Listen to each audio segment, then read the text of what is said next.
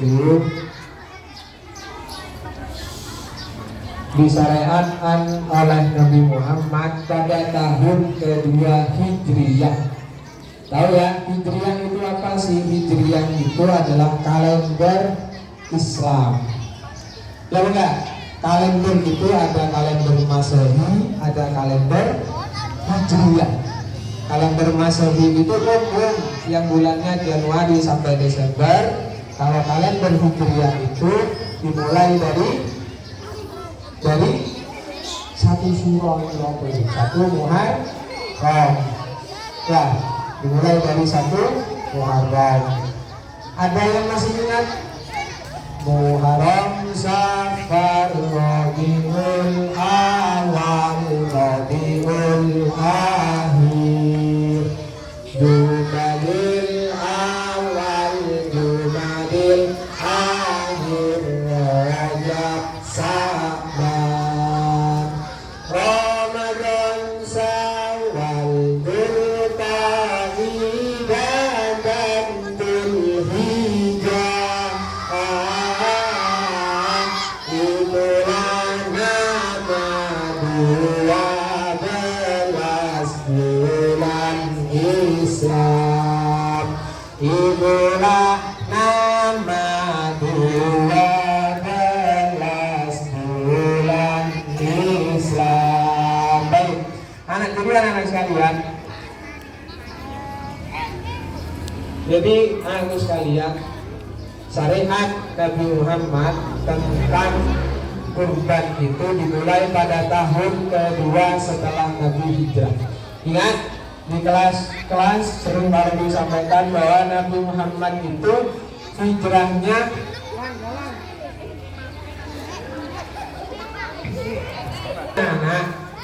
Nabi itu hijrahnya setelah Nabi hijrah dari Mekah ke Madinah. Tahun pertama Nabi itu membangun kota Madinah. Baru tahun-tahun berikutnya, tahun kedua, Nabi memulai syariat berkurban. Nah, itu syariatnya Nabi Muhammad. Sebenarnya syariat berkurban itu yang terjadi pada Nabi Muhammad itu melanjutkan syariat Nabi sebelumnya. Siapa itu? Ada yang tahu? Nabi Ibrahim dan Nabi Ismail. Jadi Nabi Ibrahim itu seorang Nabiullah, bapak dari semua nabi yang terdekat dari Nabi Muhammad, yang memiliki putra. Siapa? Nabi Ismail. Kalau anak-anak pada kitab Jalalan di tafsir itu, Nabi Ibrahim itulah anak-anak. Dengarkan, bapaknya Nabi Ibrahim itu menyembah kepada Allah. Ya, diceritakan bahwa bapaknya Nabi Ibrahim itu tidak menyembah kepada Allah. Bahkan bapaknya Nabi Ibrahim itu berhala. Ya, jadi berhala-berhala yang ada pada saat itu, yang buat itu adalah bapaknya Nabi Ibrahim. Ya, alhamdulillah Nabi Ibrahim itu anak ditakdir oleh Allah menjadi seorang nabi yang keturunannya ini juga menjadi nabi yang luar biasa di akhir zaman, yaitu Nabi Muhammad Sallallahu Alaihi Wasallam. Terus Pak Robi, gimana sih Pak Robi dengan cerita tentang Nabi Ibrahim dengan dulu Nabi Ismail?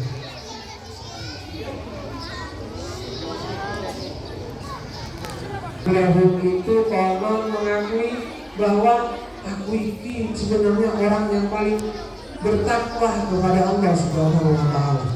Ya, dalam pengakuannya Nabi Ibrahim itu, saya ini adalah nabi yang paling bertakwa kepada Allah Subhanahu wa Ta'ala. Kalian tahu takwa itu apa? Takwa itu adalah menjalankan semua perintah Allah dan menjauhi segala larangan-larangan Allah. Nah, pada cerita yang kalau dibaca ini, buku yang kalau dibaca ini, ketika Nabi Ibrahim itu mengakui mengklaim bahwa dirinya adalah nabi yang paling bertakwa kepada Allah, maka sampailah pujian Allah kepada Nabi Ibrahim, apakah kamu benar? Kamu itu sangat bertakwa dan mencintai aku, kata Allah. Diucapkan kepada Nabi Ibrahim, ya wahai Tuhanku. Nah, kondisi saat itu Nabi Ibrahim itu belum punya anak yang namanya Nabi Ismail. Oleh karenanya suatu ketika Allah juga menurunkan kepada Nabi Ibrahim, wahai Nabi Ibrahim, jika kamu memang adalah nabi yang paling bertakwa kepadaku, maka sembelihlah anakmu. Seperti itu anak. Satu hal yang luar biasa ya, ngerti gak? Nabi Ibrahim itu punya anaknya itu lama, yang mau punya anak itu. Ketika sudah anaknya lahir, sudah besar, semakin sayang, Allah perintahkan kepada Nabi Ibrahim untuk menyembelih Ismail. Sebelum menyembelih Nabi Ismail, ini anak-anak, Nabi Ibrahim itu selalu bermimpi. Nah, selalu bermimpi.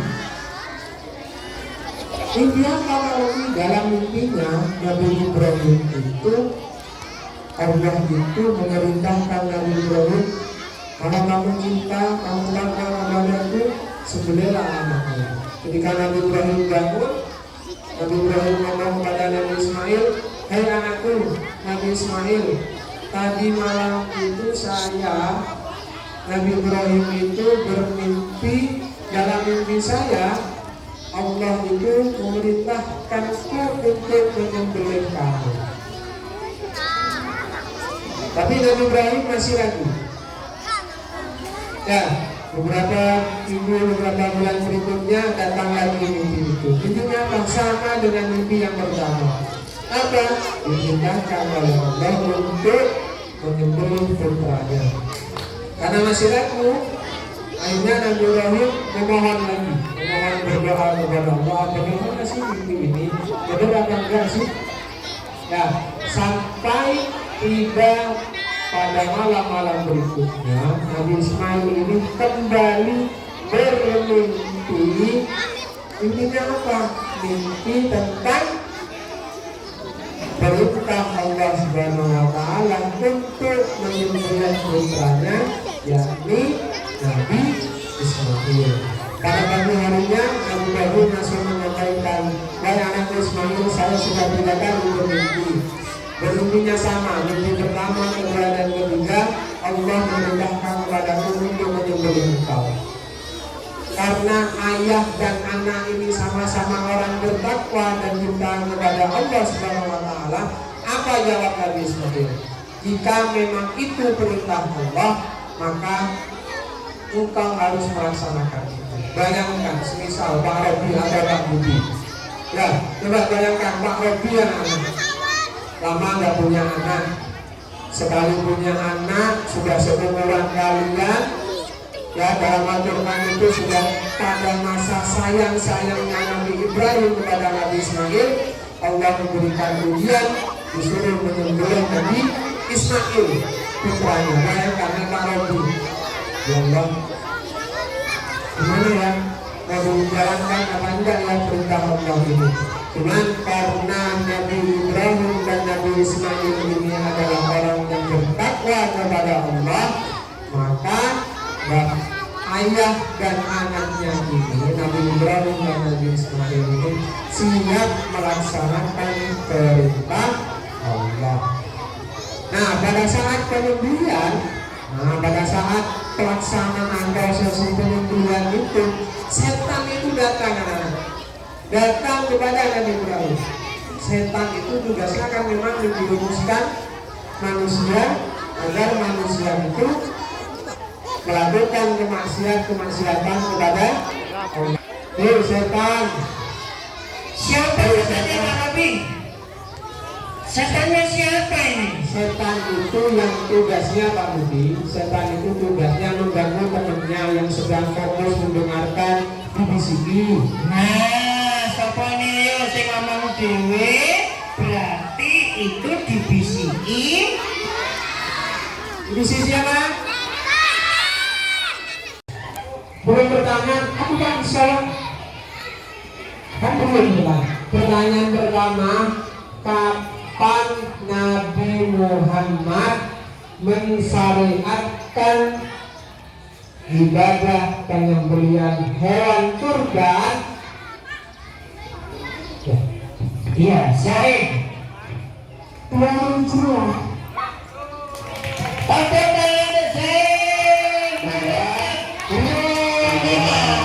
pada tahun kedua Hijriah.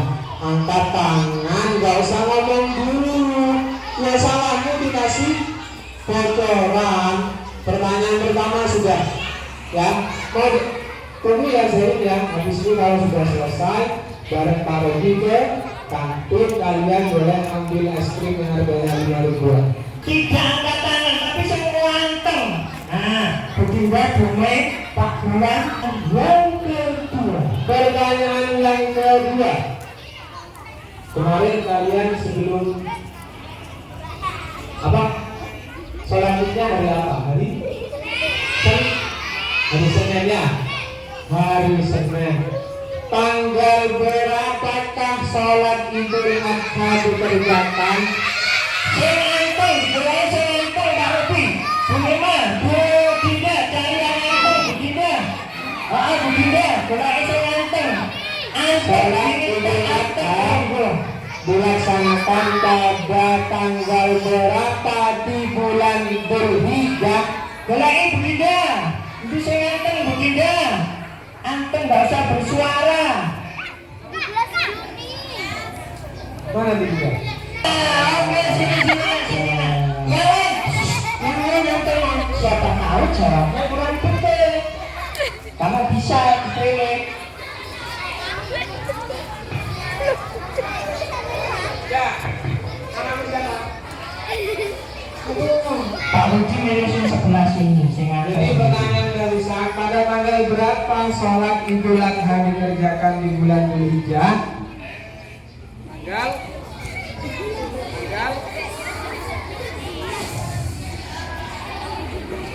Cek, aku lagi sing nganteng. 10 Jul.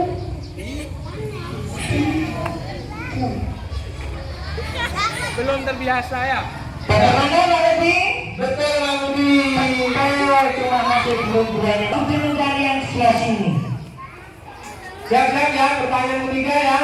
Dua pertanyaan sudah dijawab oleh kakak dan adik kalian. Pertanyaan ketiga, syariat penyembelihan hewan kurban pertama kali dimulai oleh Nabi siapa?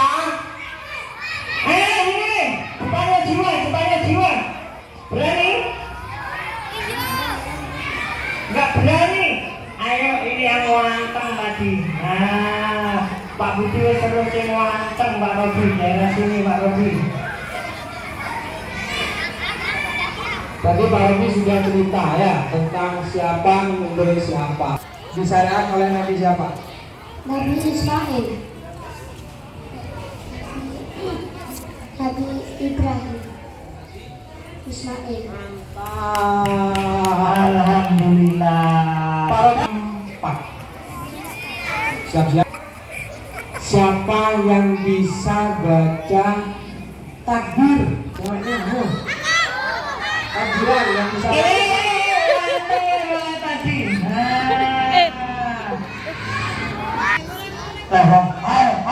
Masa anteng. Allahu Akbar, Allahu Akbar, Allahu Akbar. La ilaha illallah, Allahu Akbar, Allahu Akbar, walillahil hamd. Oke, Penggo sudah, setengah sudah. Sudah. Pertanyaan terakhir adalah sebutkan nama ibadah yang termasuk dari rukun Islam yang dikerjakan oleh orang Muslim pada bulan Dzulhijjah.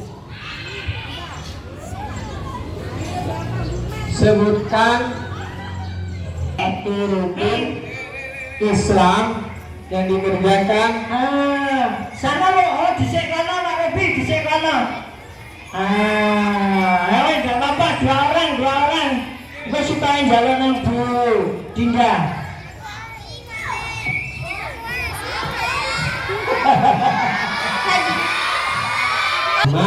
Amin. Karena Allah berfirman di dalam Al-Quran, "Mathalul ladzina yunfiquna amwalahum fi sabilillahi kama anbatat sab'a sanabila fi kulli sunbulatin mi'atu habba." Yang artinya mathalul ladzina, perumpamaan orang yang yunfiquna amwalahum, menginfakkan semua hartanya fi sabilillah, di jalan Allah. Allah akan ganti apa yang telah kamu sedekahkan itu, anak-anak. Ibarat padi itu berbangkai 7, tiap bangkai itu mi'atu habbah, berisi 100. Jadi 100 butir tiap batang dikalikan 7 batang.